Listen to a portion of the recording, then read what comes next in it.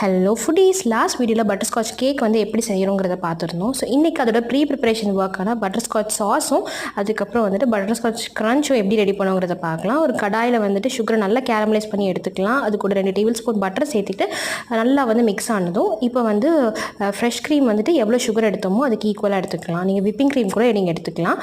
இதளவுக்கு நல்லா எல்லாமே ஒட்டுக்க மிக்ஸ் ஆனதும் ஒரு டீஸ்பூன் உப்பு சேர்த்துட்டு நல்லா வந்து சாஸ் கன்சிஸ்டன்சியில் வந்ததும் ஆஃப் பண்ணி எடுக்கோங்க. ஸோ அவ்வளோ தான் பட்டர் சாஸ் வந்து ரெடி ஆகிடுச்சு. இப்போ வந்து அதை செப்பரேட்டாக எடுத்து வச்சுருங்க. இப்போ வந்து நம்ம பட்டர்ஸ்காட்ச் க்ரன்ச் வந்து ரெடி பண்ண போகிறோம். அதுக்கு வந்து மறுபடியும் சுகரை கேரமலைஸ் பண்ணி எடுத்துக்கலாம். அதுக்கப்புறம் வந்து நான் வந்து கடலை எடுத்திருக்கேன். நீங்கள் டேரெக்டாக அதுக்கு கடலை மிட்டாய் கூட எடுத்துக்கலாம். பட் நான் வந்துட்டு அன்றைக்கி கடலை மிட்டாய் வீட்டில் இல்லை. ஸோ அதுக்காக வந்துட்டு இந்த மாதிரி பீனட்ஸை சேர்த்துட்டு இந்த மாதிரி நல்லா ஹார்டானதும் இந்த மாதிரி வந்து கொஞ்சம் லாஸ்ட்டாக இடிக்கல்ல வந்து இடித்து எடுத்துக்கிட்டோன்னா சூப்பரான பட்டர்ஸ்காட்ச் க்ரன்ச் ரெடி ஆயிரும். ஸோ லாஸ்ட்டாக இதை இப்படி தான் வந்து கேக்கில் நாங்கள் யூஸ் பண்ணிக்கிட்டோம். இந்த வீடியோ பிடிச்சிருக்குன்னு நினைக்கிறேன். சப்ஸ்கிரைப் பண்ணி சப்போர்ட் பண்ணுங்கள்.